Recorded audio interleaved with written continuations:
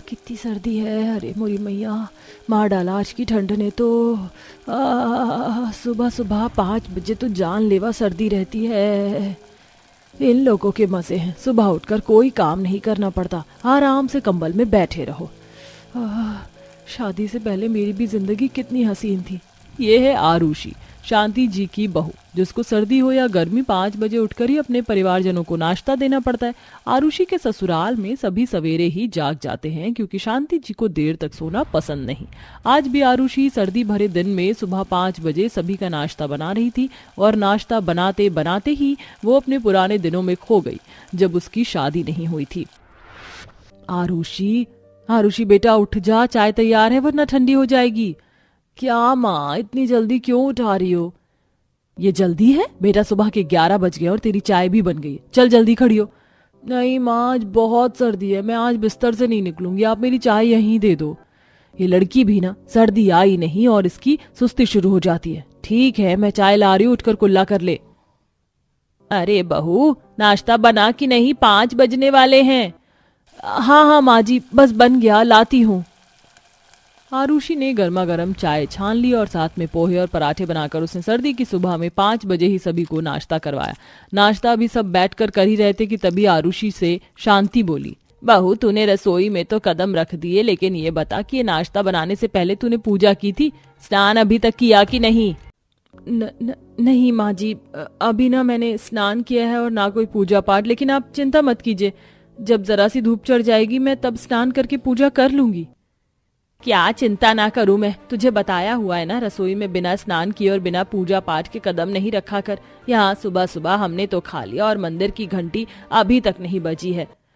माँ जी, सुबह सर्दी बहुत थी इसीलिए। चुप कर, सर्दी सर्दी सर्दी, अरे अभी जरा अपनी उम्र देखो, अगर अभी से इतने कमजोर बनोगे तो बुढ़ापे में तो तुम बिस्तर पर ही आ गिरोगे। कल से चाहे कितनी भी सर्दी हो, तू सुबह ही स्नान करेगी और उसके बाद ही रसोई का काम देखेगी। शांति पुरानी सोच की औरत थी, जिसका मिजाज भी बेइंतहा सख्त था। वो आरुषि के ऊपर पूरी तरह से अपनी मर्जी चलाती थी, लेकिन आरुषि को बड़ों का मान रखना आता था। वो कभी अपनी सास से मुंह जोड़ी नहीं करती थी और जैसे उससे कहा जाता वैसे ही वो सब कुछ संभाल लेती थी। ऐसे ही सिलसिला जारी था। रोजाना आरुषि सुबह ही स्नान करके 5 बजे सभी को नाश्ता करवाती थी और जैसे जैसे दिन गुजर रहे थे वैसे वैसे सर्दी भी बढ़ने पर ही थी। अब सभी तरफ कोहरा गहराने लगा था। सुबह 5 बजे ठंडी हवाएं चल रही थी और ऐसे में ही एक रोज सुबह सुबह आरुषि नहा धोकर रसोई में आई। बड़ी ठंड है। अरे नहीं, ये क्या, सारा नाश्ते का सामान खत्म हो गया है। हे भगवान, मेरी अक्ल, मैं इसे भूल कैसे गई? अब क्या करूं? क्या मैं सामान लेने इसी वक्त बाहर जाऊं? नहीं नहीं नहीं नहीं, मैं नहीं जा सकती। आरुषि की ठंडी हवाओं की वजह से बाहर से सामान लाने की हिम्मत नहीं हुई और वो अपने कमरे में ही आकर लेट गई। 5 बजे सभी नाश्ते के लिए आ गए, लेकिन आरुषि उन्हें रसोई में दिखाई ही नहीं दी। माँ, भाभी कहाँ है? क्या पता, सो रही होगी महारानी। सुमेधा, जरा इसे लेकर तो आना, आज इसकी सुस्ती को ही उतारती हूँ। शांति ने सुमेधा से आरुषि को लाने को बोला। सुमेधा आवाज लगाकर उसे ले आई। हाँ माँ जी। क्या है ये सब कुछ? सुबह के 5 बज गए हैं और अभी तक नाश्ता कैसे तैयार नहीं हुआ? वो माँ जी, नाश्ते का सामान खत्म हो गया। घर में ही तो खत्म हुआ है, तू ला भी तो सकती थी। माँ जी, वो सुबह सुबह इतनी सर्दी थी कि मेरी जाने की हिम्मत नहीं हुई। सर्दी सर्दी सर्दी, जब देखो बस सर्दी सर्दी। बहुत सर्दी गर्मी तो अपने समय पर आती जाती रहती है, लेकिन उनका ये मतलब नहीं कि हम अपने उसूल बदल दें। आज तेरी वजह से मेरे घर का चूल्हा सूना पड़ा है, वरना अभी तक तो सभी नाश्ते से निपट चुके होते। जा, अब जल्दी जा और जाकर नाश्ते का सामान लेकर आ। माँ, आप आरुषि को क्यों भेजते हो? अभी तो मेरे ऑफिस जाने में वक्त है, मैं लेकर आ जाता हूँ ना। नहीं, तू नहीं लाएगा। बहू को मजबूत बनने की जरूरत है, इसे ही जाना होगा। जा आरुषि, बाहर से सारा सामान लेकर आ। शांति नहीं मानी और उसने सुबह सुबह आरुषि को ठंड में नाश्ते का सामान लेने भेज दिया। करीब 5:30 बजे का वक्त था और सर्दी में अभी सूरज की किरण भी नहीं फूटी थी। कितनी ठंडी हवा चल रही है, मेरा तो सर भारी हो रहा है। आरुषि किसी तरह दुकान तक पहुंची और उसने सामान खरीदा। कोहरा सभी तरफ को गहराया हुआ था और सड़कें भी सुनसान थी। डरते डरते वो घर आई और घर आते ही उसे चूल्हे पर चढ़ना पड़ा। रोजाना ऐसे ही सिलसिला जारी था और अब रोज रोज इतनी ठंड में 5 बजे उठने और काम करने की वजह से आरुषि की सेहत खराब होने लगी थी। उसकी आंखों के नीचे काले घेरे बन गए थे और शरीर से भी वो कमजोर हो गई थी, लेकिन शांति को ये सब नहीं दिखाई देता था। आरुषि बहू, ये ले, अच्छे से रगड़ रगड़ कर धो देना। माँ, अभी तो बहुत सवेरा है, सुबह के 6 बज रहे हैं। आप आरुषि से ठंडे पानी का काम अभी मत करवाओ, जरा उसकी हालत तो देखो। कुछ नहीं हो रहा है उसे, क्या देखूं उसकी हालत का। ठीक है, वो बहुओं को कांटे बनाओ, छुई मुई का पौधा नहीं। शांति ने ऐसे बोलकर विकास का मुंह बंद कर दिया। आरुषि बाथरूम में ठंडे पानी से कपड़ों को धोने लगी कि तभी उसे ज्यादा सर्दी की वजह से चक्कर आ गया। विकास जैसे ही बाथरूम में आया तो आरुषि उसे बेहोश मिली। आरुषि, आरुषि उठो, तुम्हें क्या हुआ है आरुषि? हाँ हाँ आरुषि उठो। विकास उसकी हालत से काफी डर गया था। वो जल्दी से उसे हॉस्पिटल लेकर भागा, जहां आरुषि को होश आया। डॉक्टर साहब, कैसे चक्कर आ गया मेरी बहू को? देखिए, मैंने इनका चेकअप किया है, इन्हें अंदर ही अंदर न्यूमोनिया बन रहा है। साथ ही ज्यादा ठंड की वजह से हड्डियों में भी बुखार बैठ चुका है। बाहर से जाहिर नहीं होता, लेकिन इनकी अंदरूनी हालत बहुत कमजोर है। इनके साथ आप लापरवाही मत करिएगा। शांति ने डॉक्टर की बात को सुन लिया, लेकिन कुछ समझा नहीं। वो आरुषि को डॉक्टर के यहाँ से ले आई और घर आकर उससे बोली, डॉक्टर की बात सुनकर खुद को मरीज न समझने लग जाना। ये लोग तो होते ही हैं चुई मुई के पौधे। ठीक है, तू कल से सभी काम समय से ही करना, मैं आलस बर्दाश्त नहीं करूंगी। आरुषि सच में बीमार थी, लेकिन वो अपनी सास से कुछ नहीं बोली। फिर ऐसे ही अगले दिन भी वो सुबह 5 बजे ही रसोई में दिखाई दी। उसने हमेशा की तरह सभी को नाश्ता करवाया। उसके बाद ठंडे पानी से बर्तन साफ किए और सुबह सुबह ही वो कपड़े भी धोने को बैठ गई। विकास को उसकी फिक्र हो रही थी, लेकिन अपनी माँ के आगे उसकी भी कहाँ चलती। ऐसे ही 2-4 दिनों तक और चला और एक रोज फिर से आरुषि की तबीयत बिगड़ गई। माँ, भाई जल्दी आइए, भाभी बर्तन धो रही थी और अचानक से गिर पड़ी। सभी ऑफिस जाने को तैयार हो रहे थे। आरुषि की खबर सुनकर सभी रसोई में भागे चले आए और विकास जल्दी से उसे हॉस्पिटल लेकर गया। इस बार आयुषी को बड़ी देर से होश आया। डॉक्टर, कैसी है आरुषि? क्या हुआ उसको? मैंने आपको समझाया था कि उनकी अंदरूनी हालत नाजुक है, लेकिन आपने शायद मेरी बात को सीरियस नहीं लिया। अगर 1 मिनट भी आप यहाँ आने में लेट हो जाते तो पेशेंट की जान भी जा सकती थी। सर्दी उनकी नस नस में जम गई है। हमने उन्हें हीटर की गर्माई में रखा हुआ है। अगर अब भी आपने लापरवाही की तो उनकी जान को खतरा हो सकता है, इसीलिए उन्हें प्रॉपर रेस्ट दीजिए। ज्यादा ठंड में उनसे ठंडक के काम मत करवाइएगा, इसका परहेज ही काफी रहेगा। डॉक्टर ऐसे बोलकर आगे बढ़ गया। विकास अपनी माँ को घूर रहा था। मिल गया माँ आपको सुकून? यही तो चाहती थी ना आप? मैंने कितनी बार समझाना चाहा था आपको कि भूल जाइए पुरानी रिवाजों को, लेकिन आपने कभी मेरी बात नहीं सुनी। हो गई ना आरुषि बीमार? हाँ बेटा, कर ले मेरे ऊपर गुस्सा, सारी गलती ही मेरी है, लेकिन अब मैं समझ गई हूँ। वादा करती हूँ आगे से ऐसा नहीं करूंगी। अपनी बहू को हथेली का छल्ला बना कर रखूंगी मैं। शांति को भी अब एहसास हो गया था कि उसने भोली आरुषि पर कितना जुल्म ढाया था, लेकिन अब शांति सुधर चुकी थी। 2-4 दिन में आरुषि घर आई, जहां उसने और सुमेधा ने उसका ख्याल रखा। अब घर में 5 बजे नाश्ते का रूल भी खत्म हो चुका था।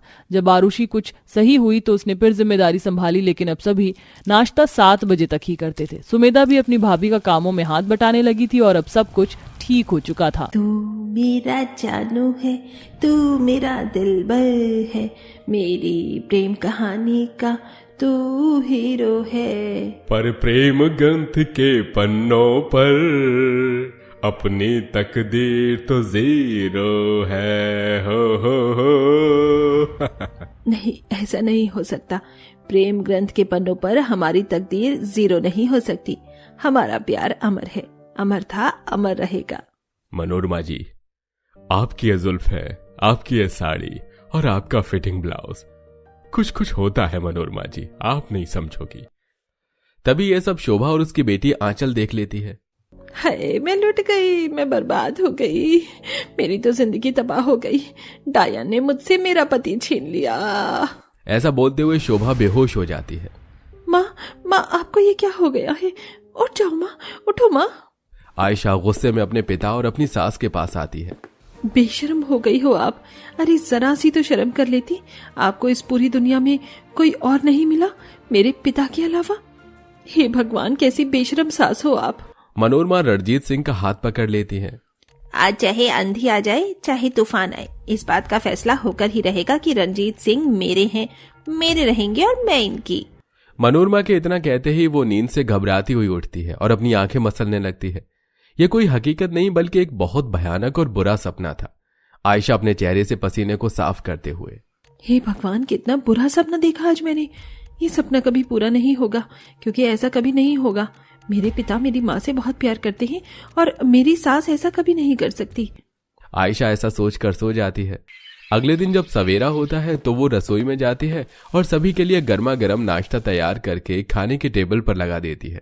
तभी उसकी मॉडल सास चोली, कट ब्लाउज और हल्के फैब्रिक वाली साड़ी पहनकर अपने कमरे से बाहर आती है और नाश्ते के टेबल पर बैठ जाती है। जो भी कहो बहू, तुम्हारे हाथों में तो बहुत ही अलग स्वाद है। मनोरमा टेबल पर बैठी हुई आयशा के पिता रणजीत सिंह राठौर की प्रोफाइल चेक कर रही होती है।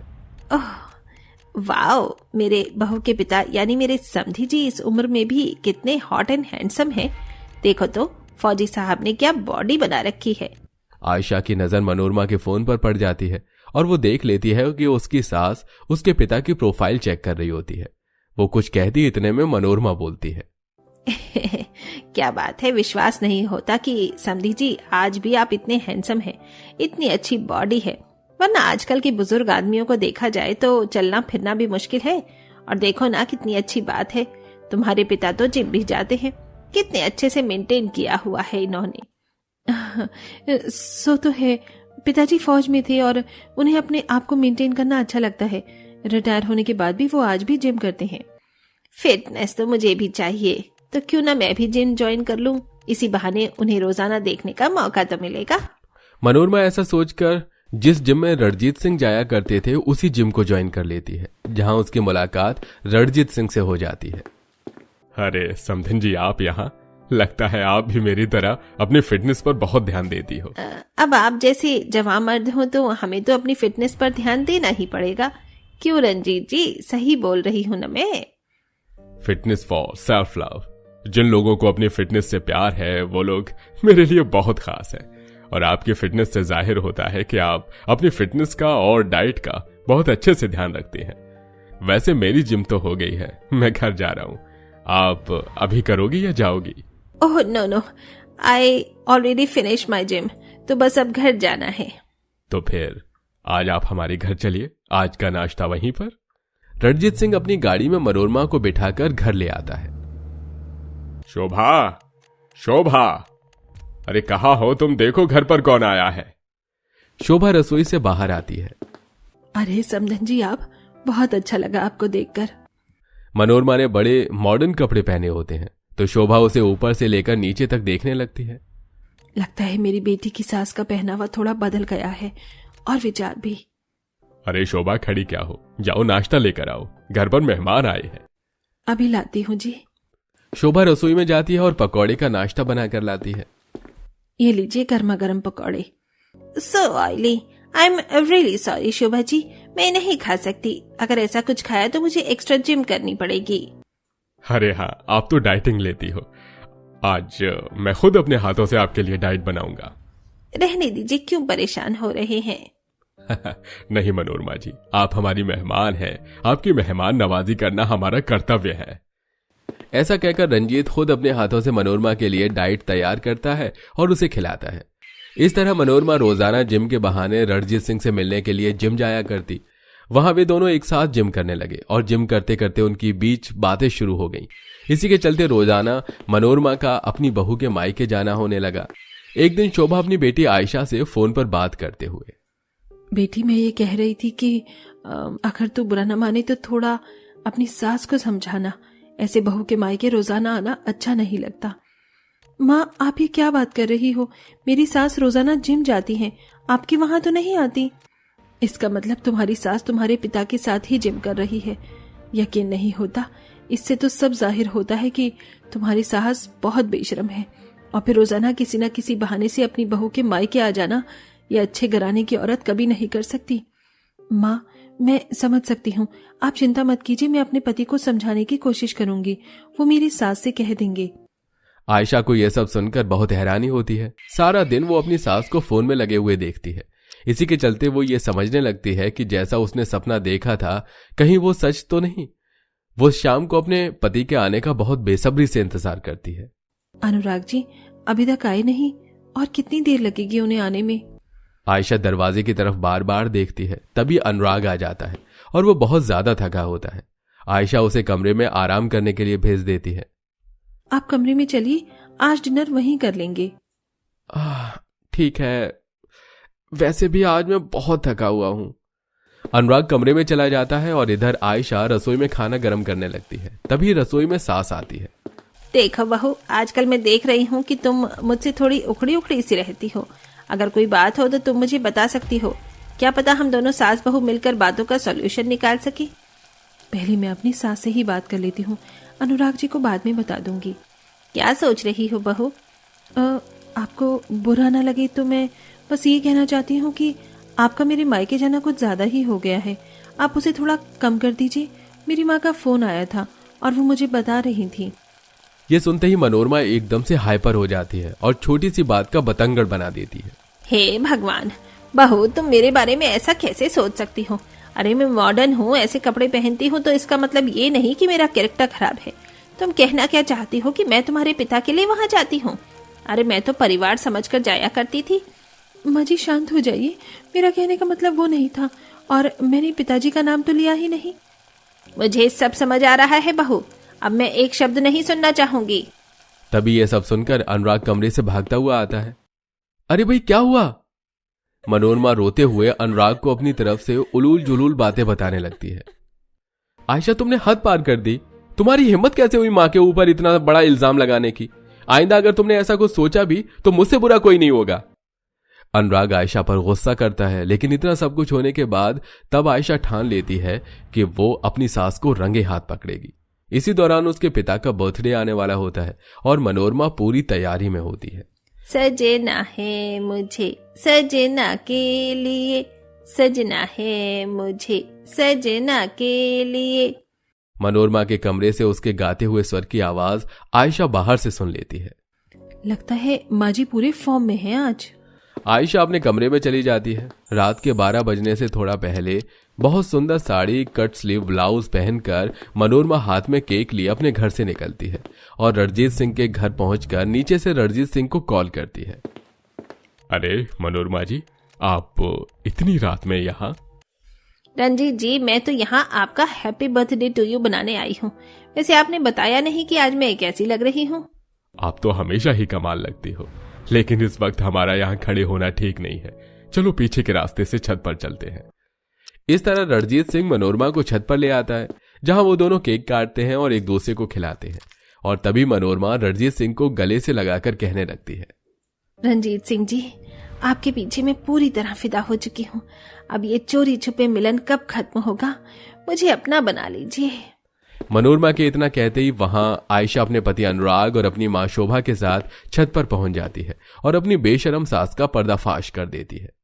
मां, मुझे आपसे ये उम्मीद नहीं थी। अब ये समय आपका ये सब करने का नहीं था। आपने बेशर्मी की सारी हदें ही पार कर दी। इससे बड़ी बेशर्मी और क्या हो सकती है कि आप अपनी ही बहू के मायके में ये सब कर रही हो। अनुराग के ये कहते ही मनोरमा को शर्मिंदगी महसूस होती है। फौजी जी, आपने तो मेरा दिल ही तोड़ दिया। इस उम्र में ये सब आपको शोभा नहीं देता। शोभा जी माफ कर दीजिए, मैं बहक गया था। इसे मेरी पहली और आखिरी गलती समझकर मुझे माफ कर दीजिए। रणजीत सिंह और मनोरमा दोनों ही परिवार से माफी मांगते हैं। उस दिन के बाद से उनकी ये लव स्टोरी वहीं पर खत्म हो जाती है और मनोरमा बेशर्मी छोड़कर अपने घर पर अपनी बहू के साथ ही रहती है।